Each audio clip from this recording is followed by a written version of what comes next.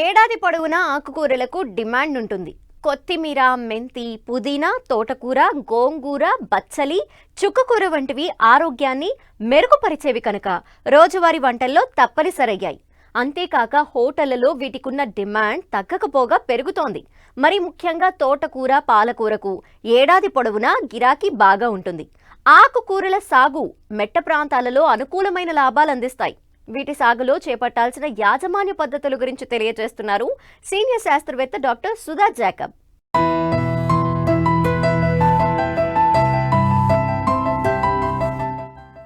ఆకుకూరలు సంవత్సరం పొడవునా సాగు చేసుకునే పంట.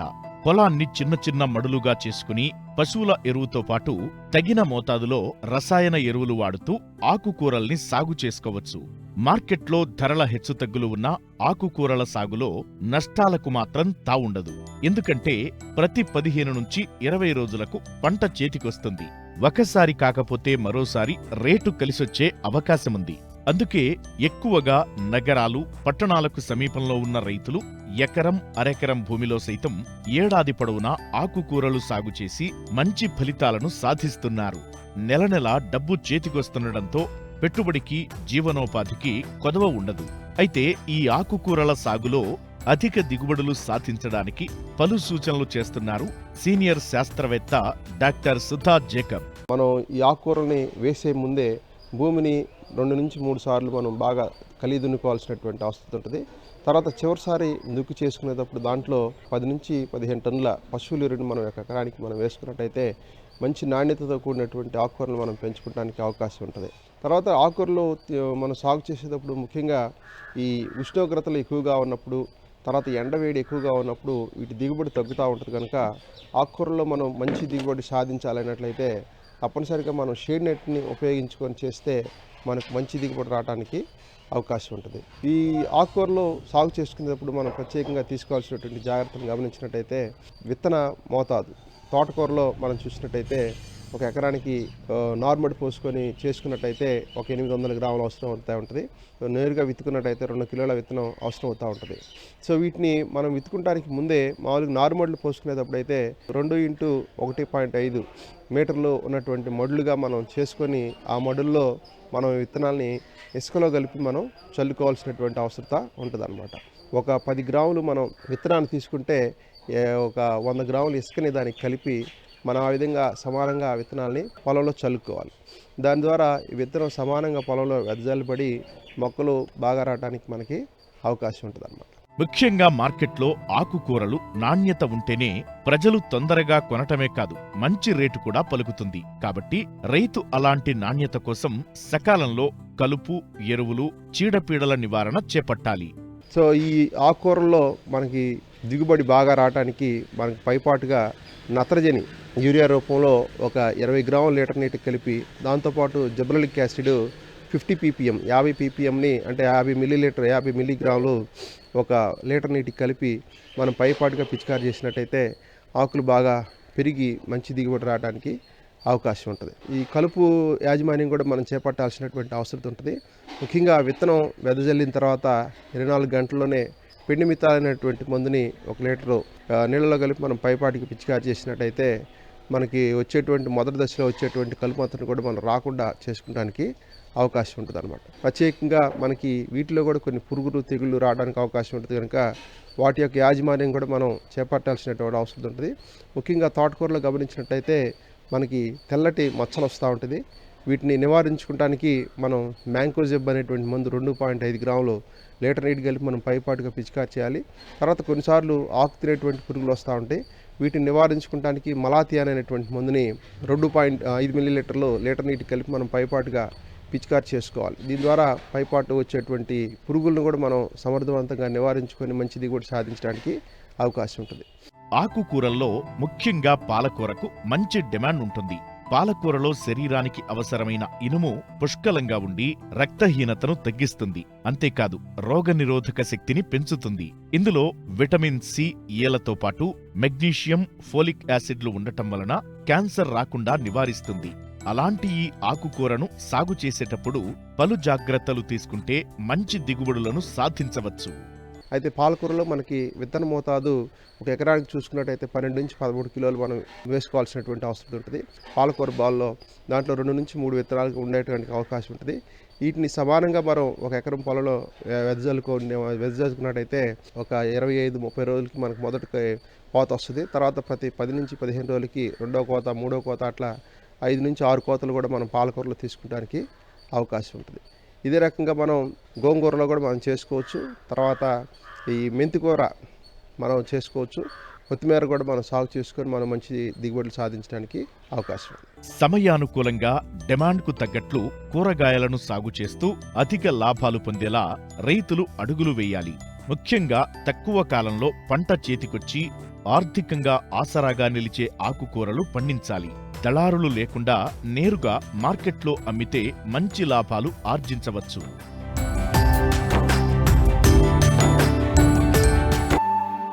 పంటల సాగులో అధికోత్పత్తి సాధించడమే రైతు యొక్క చిట్ట చివరి లక్ష్యం.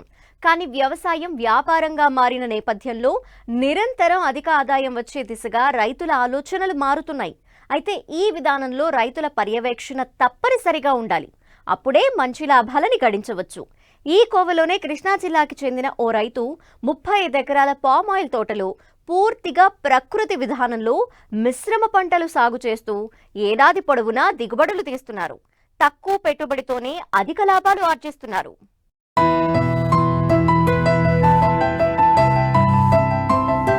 ఇదిగో ఈ 35 ఎకరాల వ్యవసాయ క్షేత్రం చూడండి.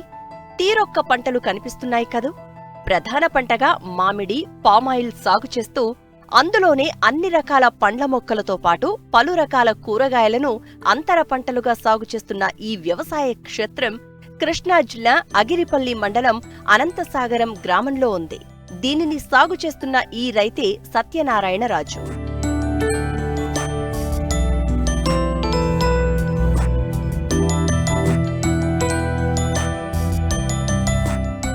రైతు సత్యనారాయణరాజుకు చిన్నప్పట్నుంచి వ్యవసాయంతో అనుబంధం ఉంది.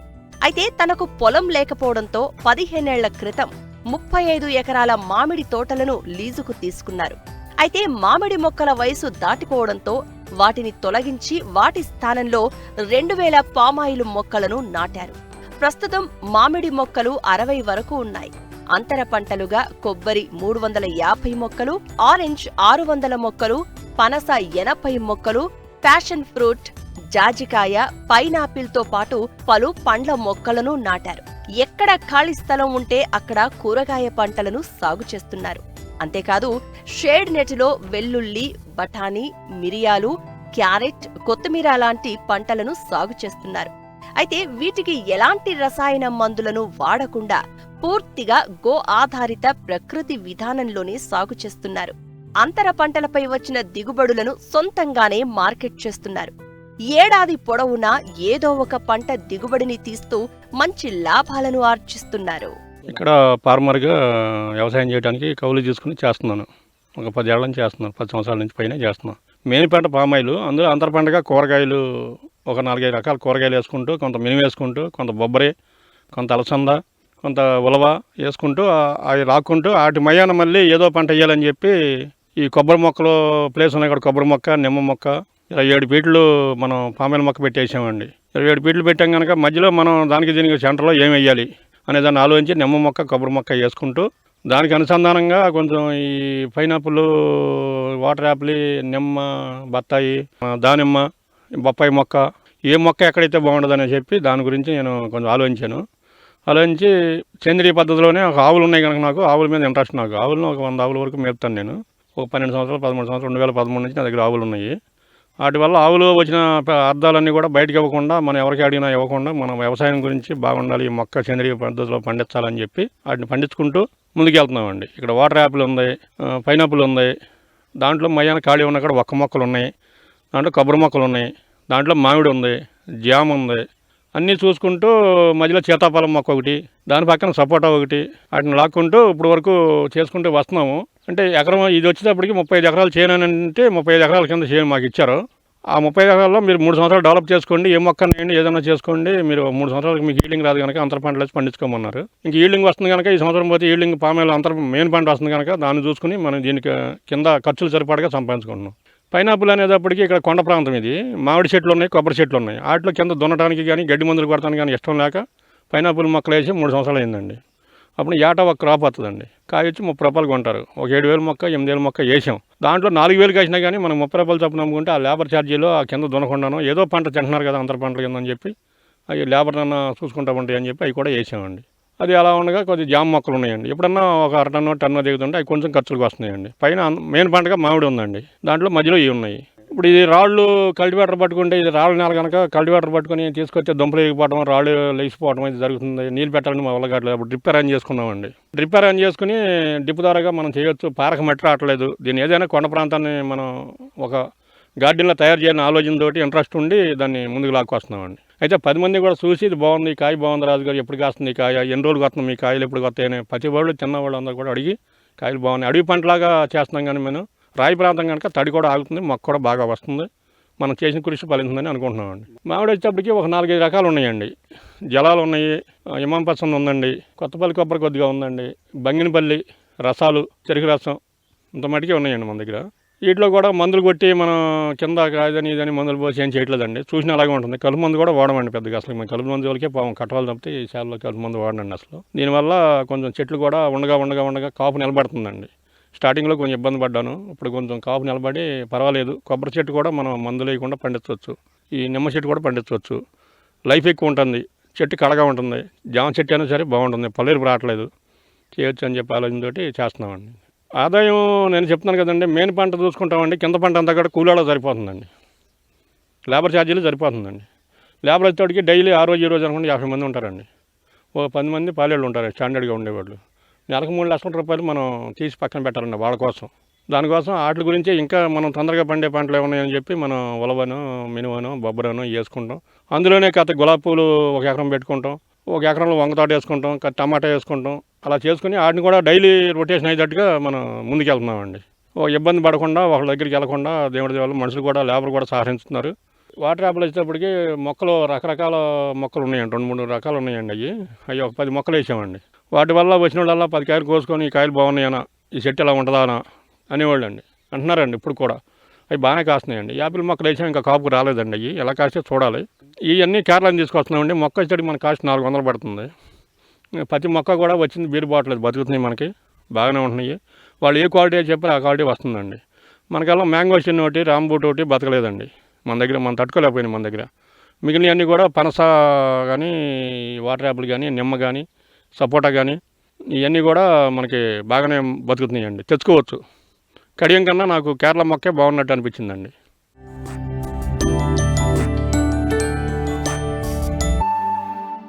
ఏరు రాకముందా ఏరువాకముందా, ఏరు రాకముందే ఏరువాక సాగకపోతే రాజనాలు పండవురా, నీ రాజసమిక చెల్లదురా అన్నారు పెద్దలు.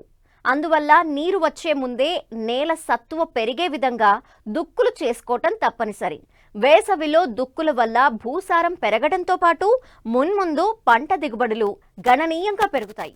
వేసవిలో చేపట్టే భూ యాజమాన్య పద్ధతుల వల్ల మొక్కలకు మేలు చేసే జీవరాశులు పెరగడంతో పాటు హాని చేసే క్రిములను నిర్మూలించే అవకాశం ఉంది. వివరాలు చూద్దాం.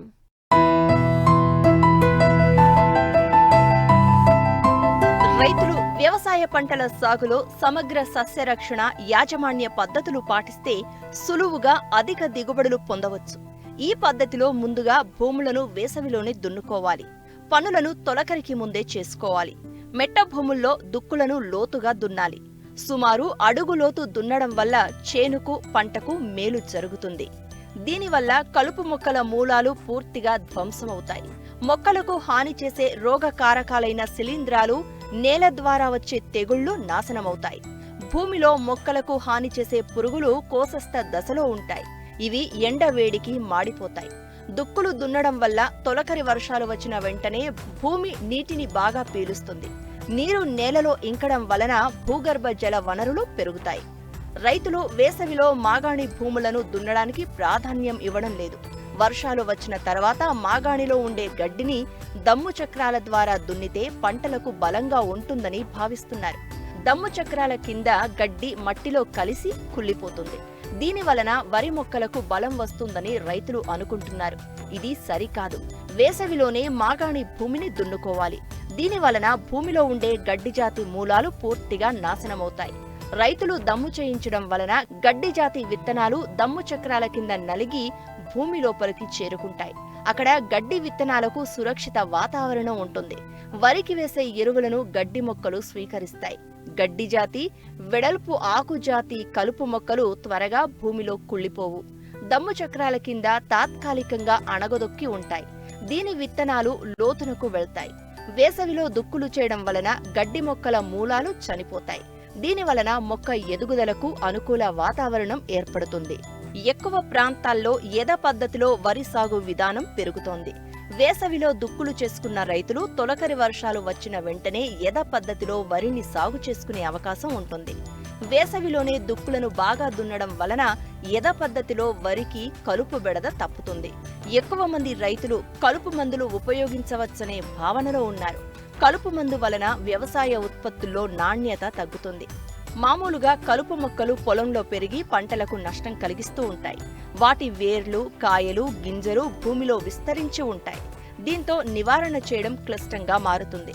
పంటలు వేసేటప్పుడు పైరుతో పాటు కలుపు మొక్కలు పెరిగి పంటకు నష్టం కలిగిస్తాయి. వేసవి దుక్కులు చేయడం వల్ల ఇవన్నీ పెకిలించబడి అధిక ఉష్ణోగ్రతలకు నాశనమవుతాయి. వేసవి దుక్కులలో గత పంటల అవశేషాలు లేకుండా చేసి భూములను శుభ్రంగా తయారు చేసుకుంటే రైతులకు మేలు జరుగుతుంది. ఈ విధానాలను ప్రతి రైతు పాటించాలి.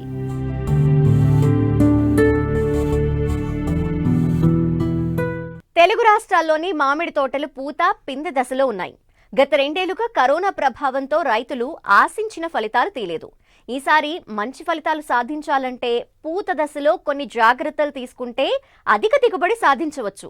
అయితే వాతావరణం మార్పుల కారణంగా పూత దశలో తేనె మంచు పురుగు, తామర పురుగు, బూడిద తెగుళ్ల ఉధృతి అధికంగా ఉంటుంది. వీటిని సకాలంలో గుర్తించి నివారణ చర్యలు చేపట్టాలి.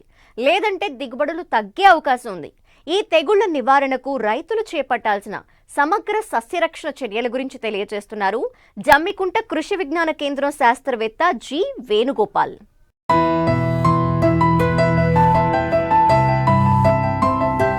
వేసవి కాలం వచ్చిందంటే చాలు అందరికీ మామిడి పళ్ళు గుర్తొస్తాయి. సీజన్లో ప్రతి వ్యక్తి కనీసం 2-3 మామిడి పళ్ళు తినకుండా ఉండలేరు. ప్రస్తుతం రబీలో మామిడి పూత, పిందె దశలో ఉంది. అయితే మామిడి పంటలో పూత దశే కీలకం. పూతను రక్షించుకుంటేనే ఆశించిన దిగుబడి వస్తుందని శాస్త్రవేత్తలు అంటున్నారు. పూత దశలో ఎక్కువగా తేనెమంచు పురుగు, పిందె దశలో తామర పురుగు, బూడిద తెగుళ్లు ఎక్కువగా ఆశించే అవకాశం ఉంది. తేనెమంచు పురుగు వల్ల పంట నష్టం మార్చి నెల చివరి వరకు ఉంటుంది. లేత కొమ్మలు పూత నుంచి రసాన్ని పీల్చి పంట దిగుబడి తగ్గిస్తుంది. మరోవైపు బూడిద తెగులు ఆశించడం వల్ల మామిడి రెమ్మలపై, పిందెలపై బూడిద రంగు బూజు ఏర్పడి పూత, కాత రాలిపోతుంది. వీటి నుండి పంటలను ఏ విధంగా కాపాడుకోవాలో తెలియజేస్తున్నారు జమ్మికుంట కృషి విజ్ఞాన కేంద్రం శాస్త్రవేత్త జి వేణుగోపాల్. మామిడి పూత దశకు అలాగే చిన్న చిన్న పిందెలు ఏర్పడే దశలో ఉంది. కాబట్టి మామిడి సంబంధించిన రైతులందరూ కూడా ముఖ్యంగా మనకు ఇప్పుడు మన పూత దశలో, అలాగే పూముగ్గ దశలో, అలాగే నల్లపూత దశలో మనకు మామిడి తోటలు మనం గమనిస్తున్నాము.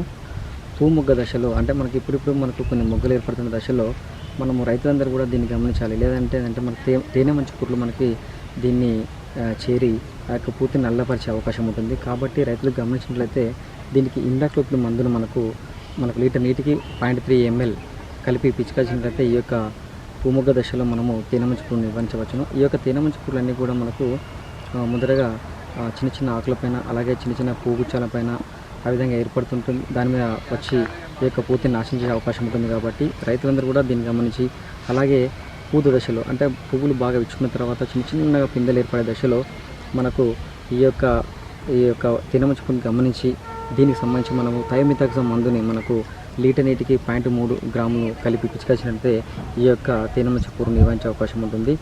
అలాగే ఈ యొక్క తేనె మంచు పురుగు నివారణ మనం మనం తీసుకున్నట్లయితే లోపించినట్లయితే నివారణ లోపం జరిగినట్లయితే ఈ యొక్క పూగుచ్చం మొత్తం కూడా నల్లబరిపోయి మాడిపోయి రాలిపోయే అవకాశం ఉంటుంది. దీని ద్వారా ఏంటంటే మనకు 20-30% మనకు దిగుబడి తగ్గే అవకాశం ఉంటుంది. అంటే పిందెలు ఎక్కువ ఏర్పడకుండా ఈ యొక్క పూగుచ్చం మొత్తం కూడా రాలిపోయే విధంగా ఉంటుంది.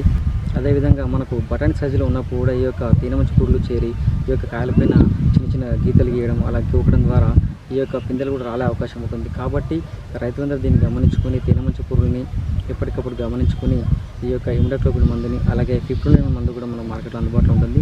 ఇది లీటర్కి వచ్చేసి 2 మిల్లీలీటర్ కలిపి పిచికాల్సినట్లయితే ఈ యొక్క తేనెమంచు పురుగులను నివారించవచ్చును.